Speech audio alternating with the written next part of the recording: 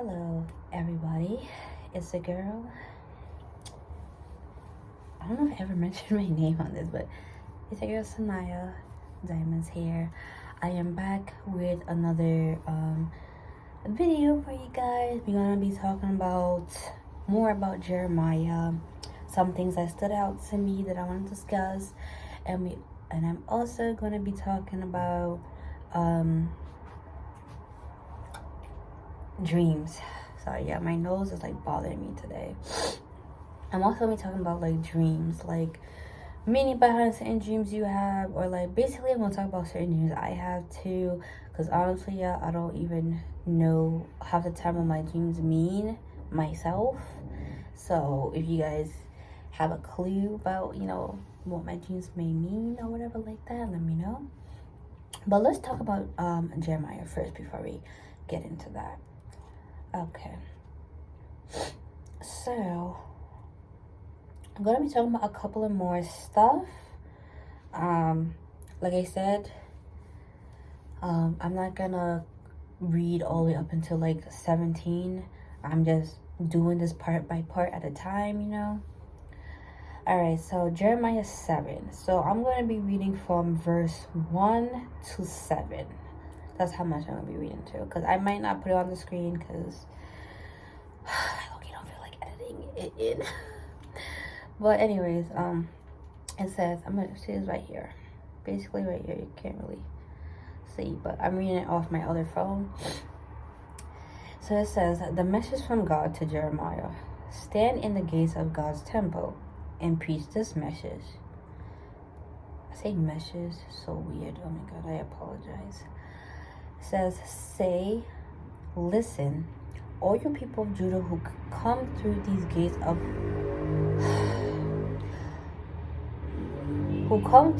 gates to worship God, God of the angel armies, Israel's God, has this to say to you.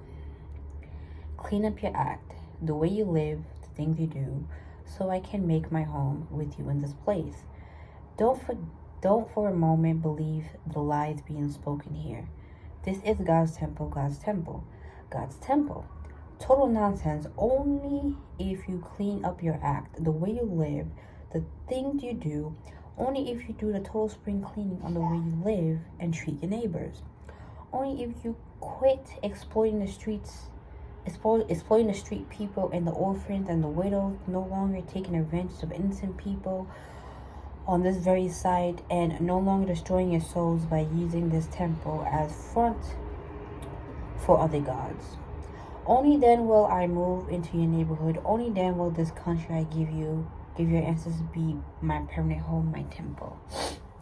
So I think this is meaning like during this time, even now, a lot of sin's been happening, a lot of acts has been happening, and people are not listening to the Most High.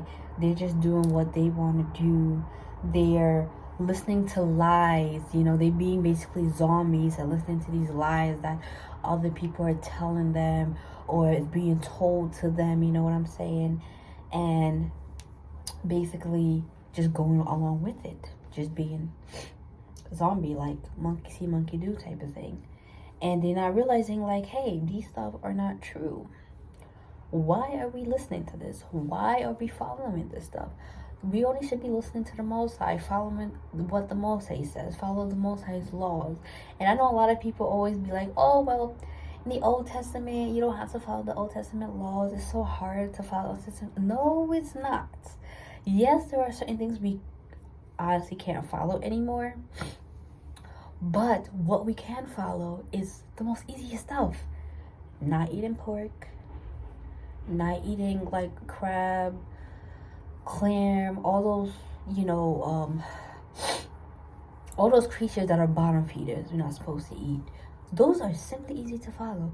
I haven't had pork and crab and all those stuff in about like 4 or 5 years now.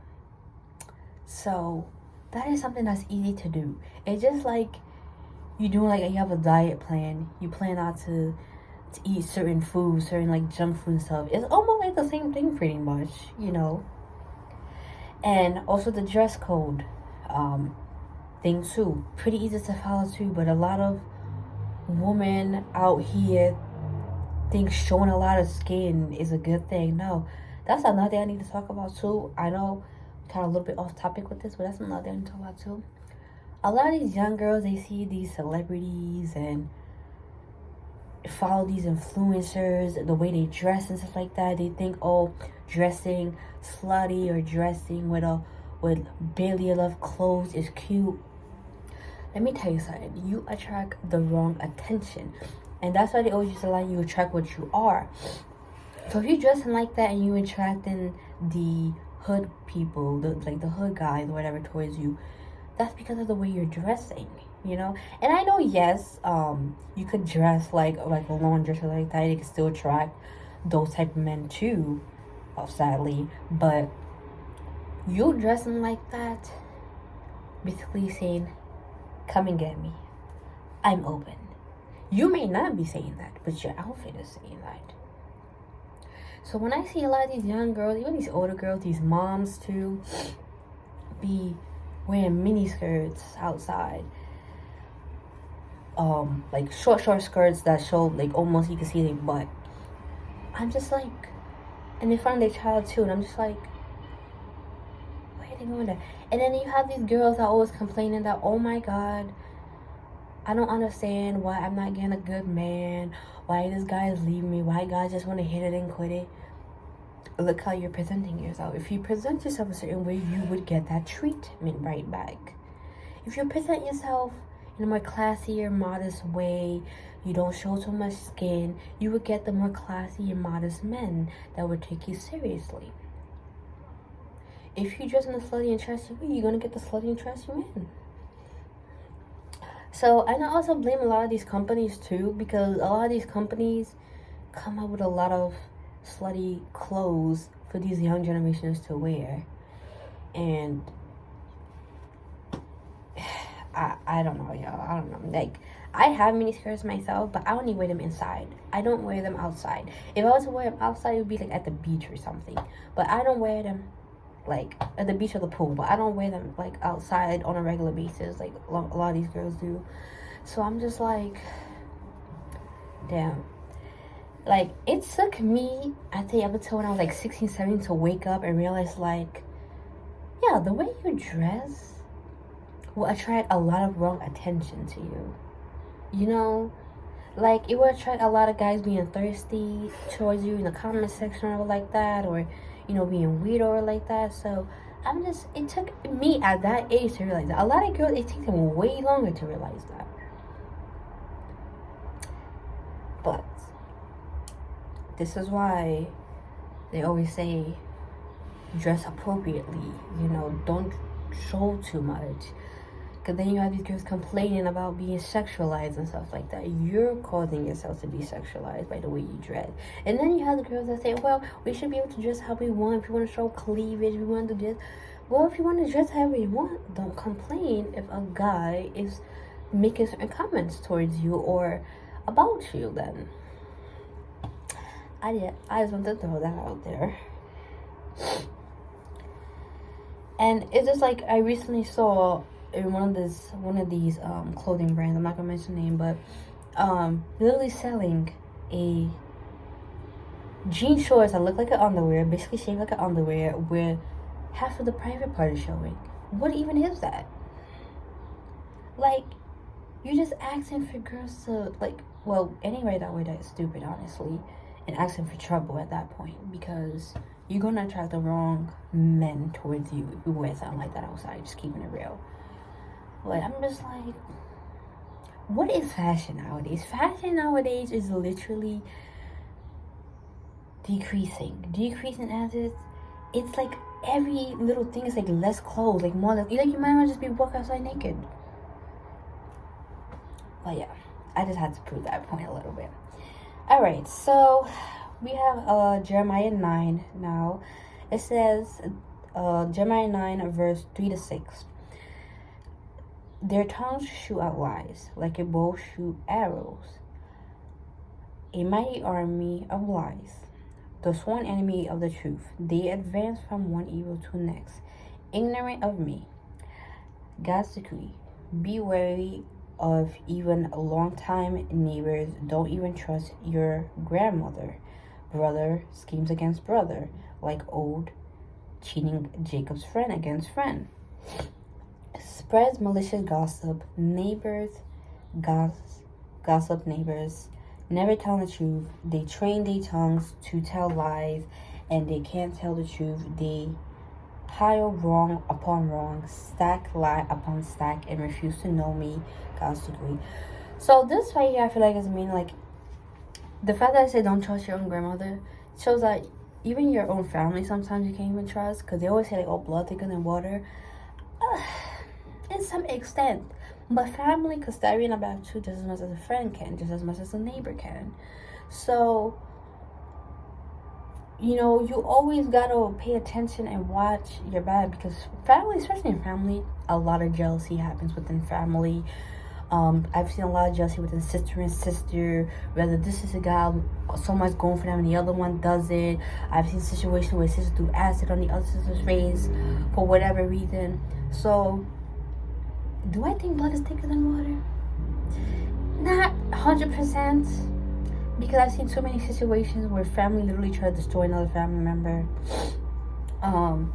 Friends even do the same thing too over petty stuff. So this is what I think is basically saying right here. Like, you cannot trust everybody, you know, even family. So we have that. And then, let me see this one.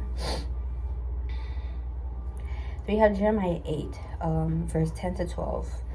It says, here's what will happen to the know-it-alls. The know-it-alls. The smart asses, basically. The ones that think they know everything. It says, I will make them wifeless and homeless. Everyone's after the dishonest dollar. Little people and big people alike. Prophets and priests and everyone in between. Twist words and doctor truth. My dear daughter, my people broken, shattered. And yet they put on band-aids, saying it's not so bad. You'll be just fine. But things are not just fine. Do you suppose they are embarrassed over this outrage? Not really. They have no shame. They don't even know how to blush. There's no hope for them. They have hit bottom.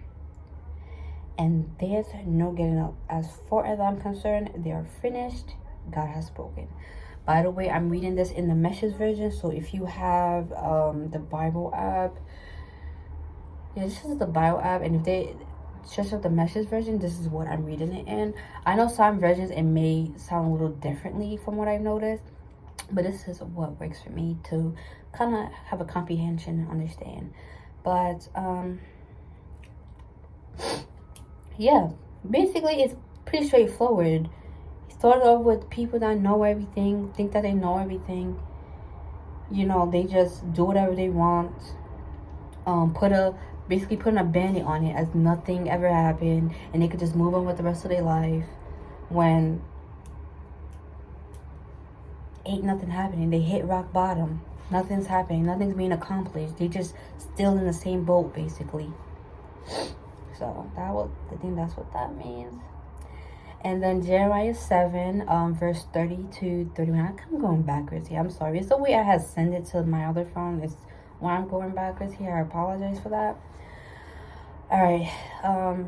Jeremiah 7, verse 30 to 31. It says, the people of Judah have lived evil lives while I have stood by and watched. God's decree. In deliberate insult to me, they have set up their offense God images in a very temple that was built to honor me. So basically saying like the temple that was meant to honor him, they have the fake gods images in there and they're worshiping that instead of him. And it says that they have constructed truth altars for burning babies in prominent places all through the valley of Beniham. Altars for burning their sons and daughters alive in the fire, showing previsions of all that I am and all that I command. So one thing, the Most High doesn't believe in sacrificial of human beings at all. He's totally against that. And sadly enough, we still have to this day that certain cultures, certain countries may still do that, sadly. And that's totally against Muslims' law. That's a sin.